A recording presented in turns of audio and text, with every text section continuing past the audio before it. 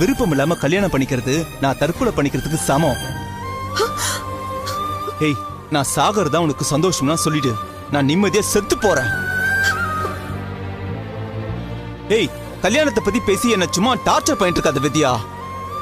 டேய், சரி எதுவா இருந்தாலும் நேர்ல பேசிக்கலாம். நீ முதல்ல கிளம்பி வீட்டுக்கு வா.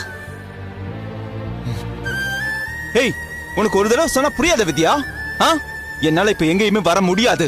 நீ கல்யாணத்தை பத்தி தான் பேசுவேனா, நான் கண்டிப்பா வரவே மாட்டேன். உன் வேலைக்காக நான் சண்டை போடுவேன், போராடுவேன். ஆனா அந்த கல்பனாவை கல்யாணம் பண்ணிக்கிறது நடக்கவே நடக்காது வித்யா. இன்னொரு தடவை இதை பத்தி பேசி என்ன கார்னர் பண்ண வையேன், அப்புறம் நான் என்ன செய்வேன்னு எனக்கு தெரியாது. டேய், நான் சொல்றத கொஞ்சம் கேளு. போத நிறுத்து வித்யா. என் நிலைமை புரியாம ஏன் எல்லாரும் என்ன சாகடிக்கிறீங்கன்னு தெரியல. உங்க கூட இருக்கிறது பதிலா நான் செத்துடலாம் போல இருக்கு.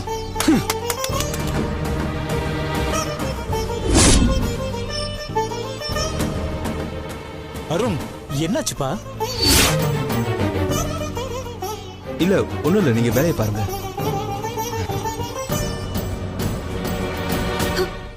என்னாச்சு வித்யா? அம்மா, வாய்க்கு வந்த மாதிரி என்னென்னமோ கத்திட்டு போனை கட் பண்ணிட்டாமா. அவனுக்கு ஆபீஸ்ல என்ன பிரச்சனையோ அவன் வீட்டுக்கு வரட்டுமா? இத பார், எதுவா இருந்தாலும் நம்ம பேசிப்போம் என்ன?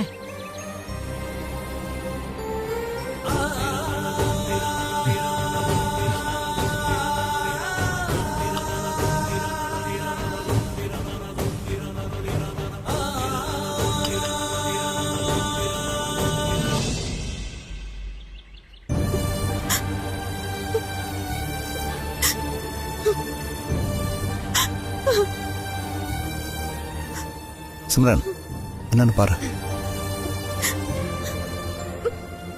வித்யா, என்ன வித்யா? ஃபீல் பண்ணாத, விடு. இத பாரு, சொன்னா கேளு. வித்யா, இப்ப என்ன நடந்து போச்சுன்னு இப்படி அழுதுட்டு இருக்க? அந்த வேலை போனா போகட்டும், விட்டு தள்ளு. அம்மா, போன போதுன்னு நினைக்காத ஒண்ணு சாதாரண வேலை இல்லம்மா, கவர்மெண்ட் வேலை. அது எனக்கு கிடைச்சே ஆகணும். வேலை போனதை நினைச்சு கவலைப்படாத, மனசு திட்டிக்கன்னு ஆளுக்கு எனக்கு அட்வைஸ் பண்றீங்கல்ல. அருண் கிட்ட ஏமா யாருமே பேச மாட்டீங்க? அக்காக்காக கல்யாணம் படிக்கும் ஏன் நீங்க சொல்ல மாட்டீங்க? வித்யா, மனசு மாறுறதுக்கு அருணுக்கு கொஞ்சம் டைம் கொடுக்கணும்னு நீங்க எல்லாம் கூடி பேசிதானே முடிவு பண்ணீங்க. இப்ப நம்ம அவசரத்துக்கு அவன் உடனே சம்மதிப்பான்னு எப்படி எதிர்பார்க்க முடியும்?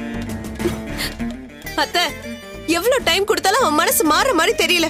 கல்யாணமே பண்ணிக்க கூடாதுங்கிறதுல அவன் பிடிவாதமா இருக்கா. இப்ப நான் பேசும்போது கூட அவன் அததான் சொல்லிட்டு இருந்தா. அவன் போக்கிலே விட்டுட்டனா கடைசி வரைக்கும் அவன் முடிவை அவன் மாத்திக்கவே மாட்டான். ஏதாவது நெருக்கடி கொடுத்துதான் அவனை சம்மதிக்க வைக்கணும். இப்ப அதுக்கு ஏத்த மாதிரி நமக்கு ஒரு சான்ஸும் கிடைச்சிருக்கு. ஏன் வேலையை காரணமா வச்சு அவனை கன்வின்ஸ் பண்ணலான்னு பார்த்தா முடியவே முடியாதுன்னு அவன் ஒத்த கால்ல நின்னுட்டு இருக்கான். வித்யா, அவனே இப்போ பல டென்ஷன்ல இருக்காமா.